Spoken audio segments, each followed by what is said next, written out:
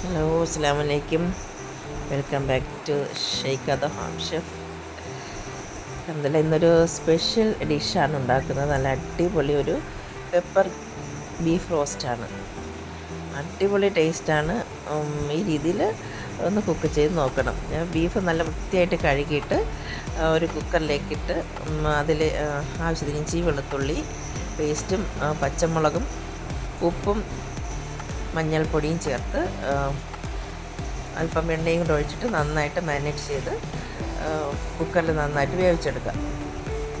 അത് വെന്തതിന് ശേഷം കുരുമുളക് നമ്മളിപ്പോൾ ഇതിൽ കൂടുതൽ കുരുമുളകാണ് ഞാൻ ചേർക്കുന്നത്. കാരണം പെപ്പർ ബീഫ് റോസ്റ്റ് ആണല്ലോ, അതുകൊണ്ട് പെപ്പർ കൂടുതൽ ചേർക്കുന്നുണ്ട്.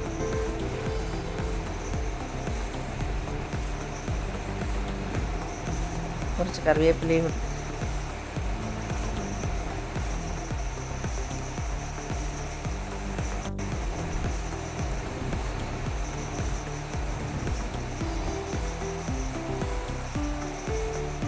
നന്നായിട്ട് മാരിനേറ്റ് ചെയ്ത് ഒരു 4-5 വിസിലെങ്കിലും കേൾക്കണം. നല്ല ശരിക്കും മുറ്റുള്ള ബീഫൊന്നുമല്ല, നല്ല സോഫ്റ്റായിട്ടുള്ള പീസുകളാണ്.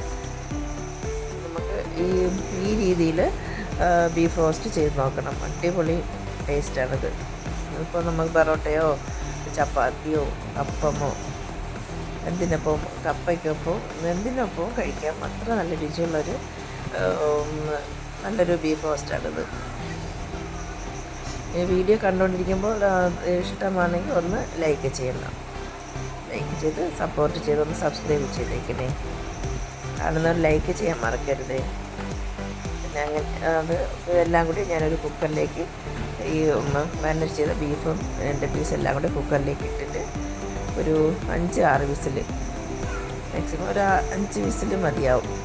അത് നല്ലതായിട്ട് വിസിൽ കേട്ടതിന് ശേഷം അതിൻ്റെ പ്രഷറെല്ലാം പോയിട്ട് നമുക്കൊരു ചീനച്ചട്ടി, വേറൊരു ചീനച്ചട്ടി അടുപ്പിൽ വെച്ചിട്ട് അതിലേക്ക് ഞാനിപ്പോൾ ഇത് ഗൾഫിൽ കൊടുത്തു വിടാൻ വേണ്ടി തയ്യാറാക്കുന്നതാണ്. നമ്മൾ വീട്ടിലെ ആവശ്യത്തിനാണെങ്കിൽ നമുക്ക് ഉള്ളി തക്കാളിയൊക്കെ ചേർക്കാം. ഇപ്പോൾ ഗൾഫിൽ എൻ്റെ മക്കൾക്ക് കൊടുത്തുവിടാൻ വേണ്ടിയിട്ട് ഉണ്ടാക്കുന്നതാണ്. അപ്പോൾ അതിൽ ഞാൻ ചീനച്ചട്ടിയിൽ എണ്ണ ഒഴിച്ച് പിന്നെ ഉലുവയും പട്ട, പെരുംജീരകം, കറിവേപ്പില അതെല്ലാം നന്നായിട്ട് മൂത്ത് വന്നതിന് ശേഷം മല്ലിപ്പൊടി, മഞ്ഞൾപ്പൊടി, പിന്നെ മുളക് പൊടി ചേർത്തിട്ടുള്ളത് കാശ്മീരി മുളക് പൊടി മാത്രമാണ്. അത് നന്നായിട്ട് എണ്ണയിൽ ഒന്ന് മിക്സ് ചെയ്തതിന് ശേഷമാണ്, കറിവേപ്പില ഇട്ടൊന്ന് മിക്സ് ചെയ്തതിന് ശേഷമാണ് ഞാൻ ഈ കുക്കറി വേവിച്ച് വെച്ച പീസിട്ട് നന്നായിട്ട് ഒന്ന് ഇളക്കിയെടുത്തത്. അത് വീഡിയോ എടുക്കാൻ ഞാൻ വിട്ടുപോയി. മസാല പൊടികൾ എടുത്തത് വീഡിയോ മിസ്സായിപ്പോയി. അപ്പോൾ ഇത് നന്നായിട്ട് മാരിനേറ്റ് ചെയ്ത് ഇതിലേക്ക് നന്നായിട്ട് മിക്സ് ചെയ്തിട്ട്